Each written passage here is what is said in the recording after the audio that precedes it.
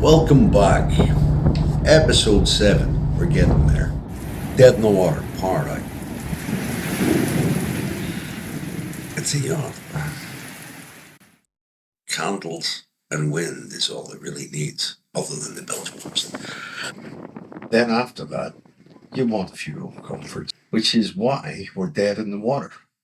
I took the batteries back to the workshop, put them on a restorative charge, thinking I'll go back down to the boat. Nice and simple. Take the batteries back down, put the battery banks back in, and start into wiring the electrical panel. Great thinking.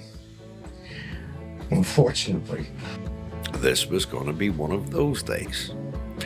You wake up, you make a plan, you make a coffee, and you jump into the Jeep to hitch up the trailer and head off to the mooring. And it's approximately at this point I discover the wheel of the trailer is sitting at a 30-degree angle. CJ and I wiped the trailer on the side to have a closer look at what on earth is going on. And we discovered that the trailer's having low self-esteem.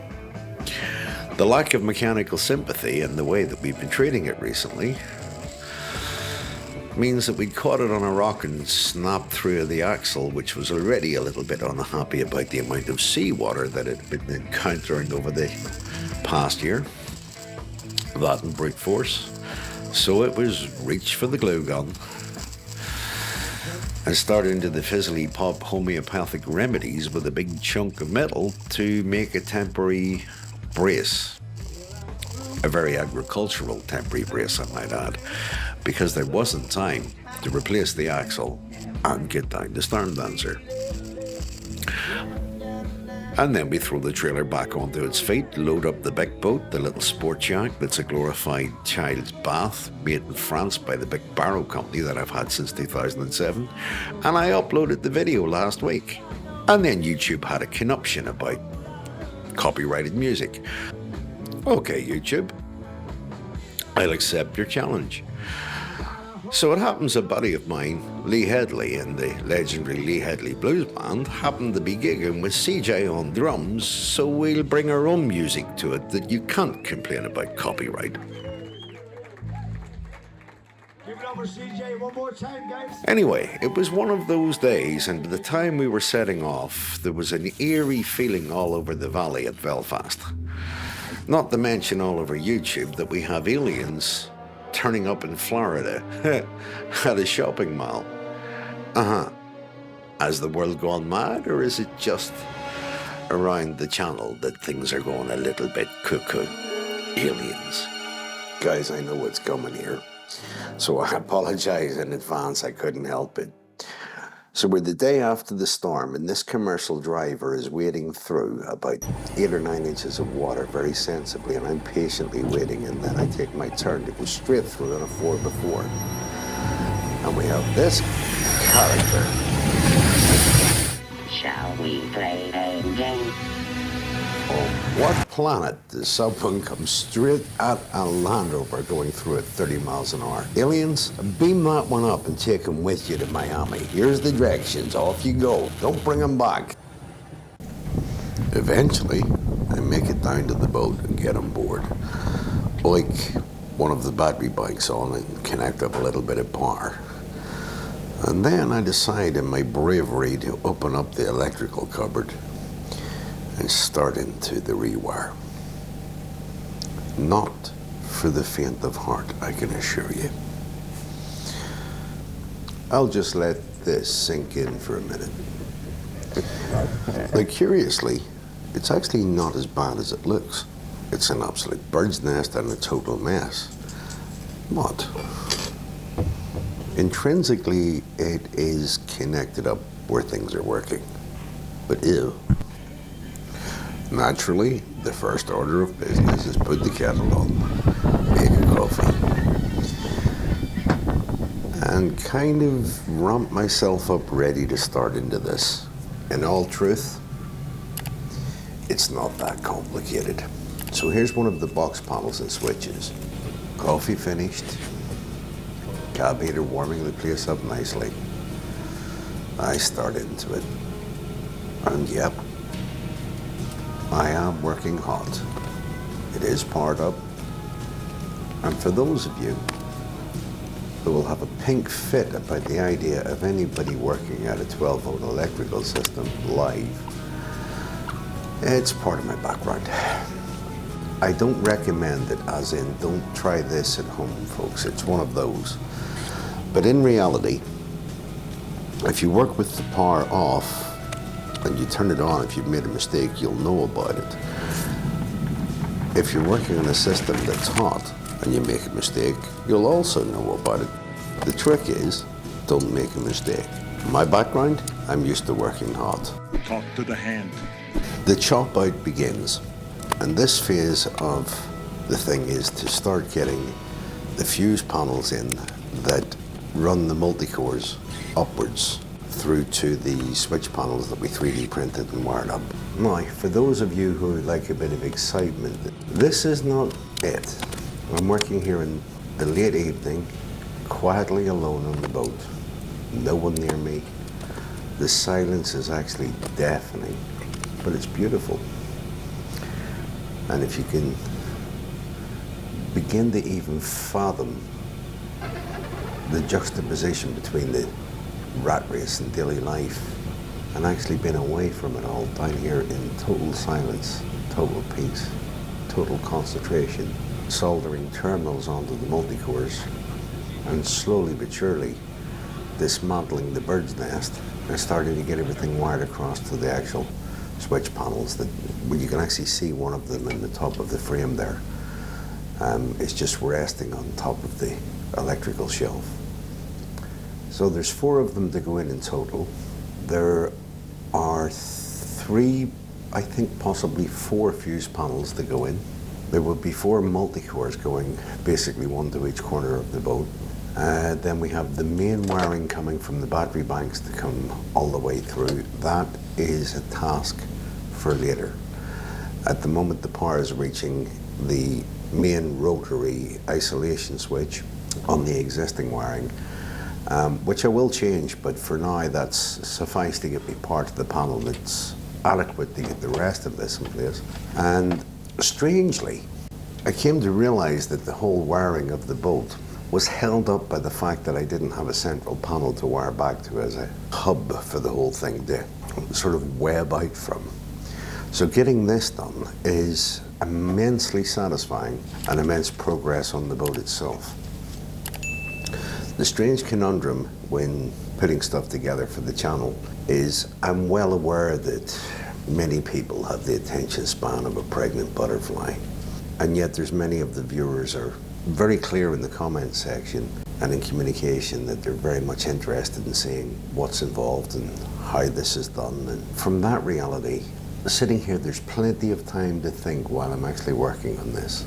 And it's relaxing. And if you're not the kind of person that can relax and have the attention span for this, then I highly recommend that you don't venture into tackling a task like this for yourself. But it is actually quite simple. Repetitive, but simple. And it gives you time to think about a lot. And while I'm doing this, I'm actually pondering and laughing about the idea of the storm and what's going on in the media about alien invasions and Pfizer having bought over some company that is making some sort of a vaccine or cure for turbo cancers, and how the world is going basically to hell in a handbasket and Armageddon and all this rubbish. And when I say this rubbish, I mean it basically on the writing's on the wall that things aren't good. Times are changing, in 2024 for me is a fresh and liberating year where I'm looking forward to summer and having the boat ready to sail down the French canals and into the Med for a year. But by the same token, as I look around me and realize how fragile society actually is, I mean, if there was a power cut for a fortnight, most people would be absolutely screwed. What do you do then? And this is where working on Storm Dancer puts a lot of things into perspective. What do you do if you have to live for a couple of weeks off grid? Well, I'm certainly not a conspiracy theorist or a prepper or any of that malarkey. But as a boatman, one thing I can assure you is that once you lift the ropes off the dock and you sail out there, there's no fresh water, there's no electricity mains for you to plug into, there's what you've got. And if you don't got it with you, you got problems. And it puts a lot into context, taking the time to rewire Storm Dancer from the ground up, using wiring methods that I've used a lot in the past that are second nature to me, means that at any time at sea, the system that I'm putting together here allows me to swap any feed cable to any electrical item to a different fuse or to a different switch on a whim or at the drop of a hat. So the whole point of what I'm doing here is to make the most versatile system that in any circumstances can be rerouted to overcome any problem, any difficulty that I might encounter. I've created a very simplistic system that, unlike a millionaire's yacht or a £200,000 brand name modern tub, I'm able to fix this, recreate this, redesign this on the fly. But there, quietly working of an evening, I then got thinking about the things that I haven't really thought about. What happens if a battery bank lies down on me, or there's not enough solar power to offset the current draw? What happens if the diesel heater packs in? What happens if I'm offshore and I'm low on fresh water? And naturally, an engineer's mind, especially a prototype engineer's mind, starts to drift off and circle round these things. I rapidly came to the conclusion that I need a pot-belly stove on the boat, a wood-burning stove. And I have one that I created at the start of the big C19 for a little off-road camper that I built. Fantastic little experiment built out of a cast iron T-pipe. I have video of it here somewhere. In fact, let me cut to that. The little off-road camper was created out of an old trailer tent that I got given, and that's a 2-inch scaffolding pole that's actually being used for the chimney.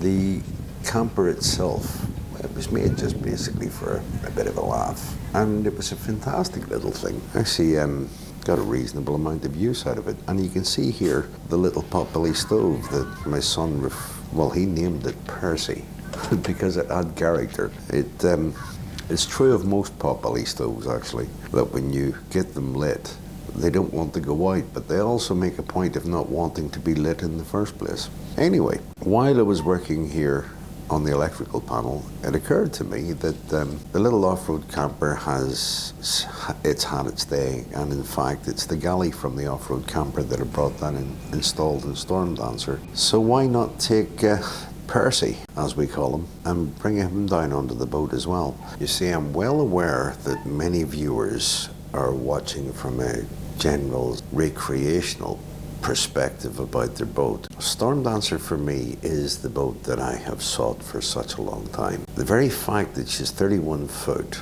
by a 12-foot beam and capable of actually fitting down the French canals and inland waterways, as well as being blue water with a granted small B, makes it the ideal vessel for me. I've had many people coming in the comments asking about dagger boards. I wanted mini keels, kick-up rudders, and the ability to drop a mast and head inland or offshore. Now that might seem strange to a lot of you who are in Australia, for example, around the Great Barrier Reef, or over in the USA where you're thinking of sailing offshore to the Bahamas or the Caribbean. Those are not things that I'm actually intending on doing. And much as Storm Dancer is more than capable of handling the like of the Bay of Biscay and the Gibraltar Straits, that's not my plan. Genuinely, I think more of Storm Dancer as being the ocean-going equivalent of a motorhome, and a whole lot cheaper, since motorhomes don't tend to sail very well. Therefore, the ability to sail from resort to resort and all around the Med, or even here from Ireland across to Scotland and up the Caledonian Canal, is something that is a lot more difficult if you have a fixed keel on a monohull. The beauty of Storm Dancer is the ability to come into shallow waters and beach. And from that perspective, if you come into a shallow bay and beach, the one thing there is an abundance of wherever you go is driftwood and rubbish that you could actually burn in a pot belly. So While I'm sitting here sorting out the wiring on the electrical panel, as you can see, actually, it's moving along rapidly here. I've time-lapsed a bit of it. To bring the potbelly stove down and put it on board means that, as well as having the diesel cab heater, the ability to burn off rubbish, to be able to burn off driftwood and generate heat on a cold winter's evening is obviously a major advantage. And then I got to thinking, I need a coffee.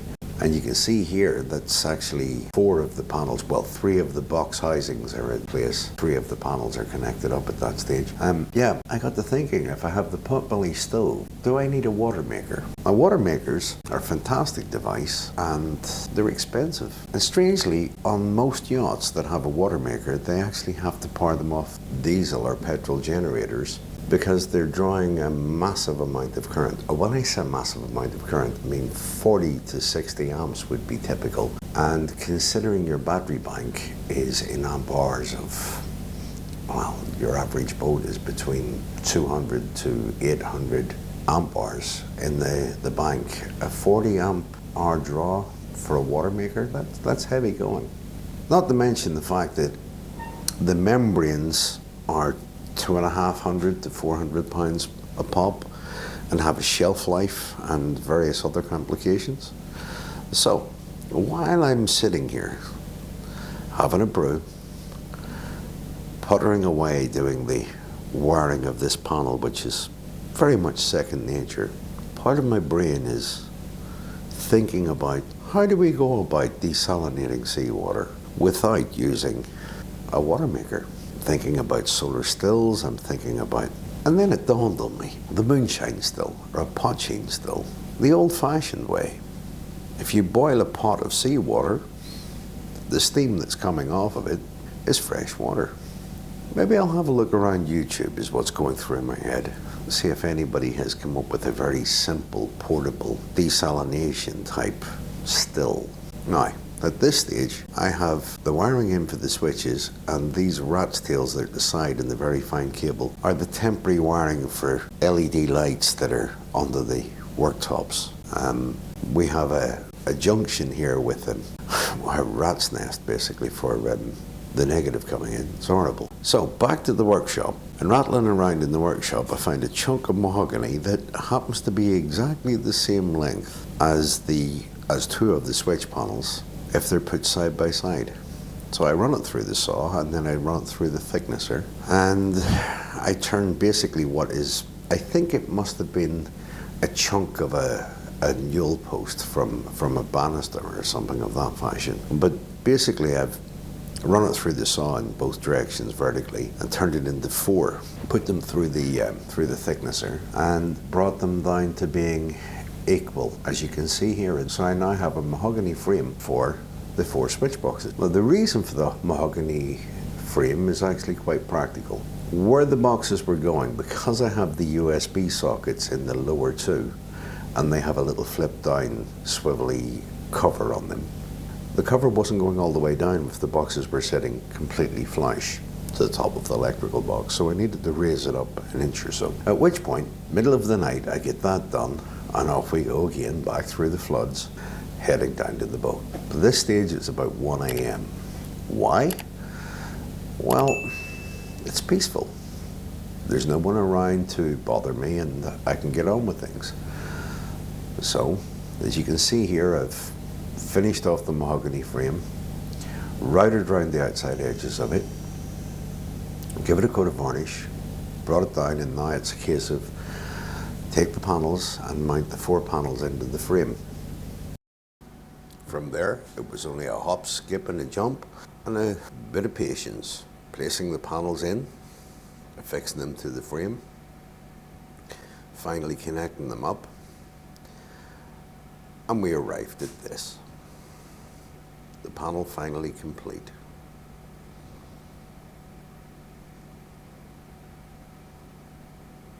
At which stage it was time to prepare for staying the night. A quick look outside in the pitch dark, a check round the boat, and the seat boxes that I created.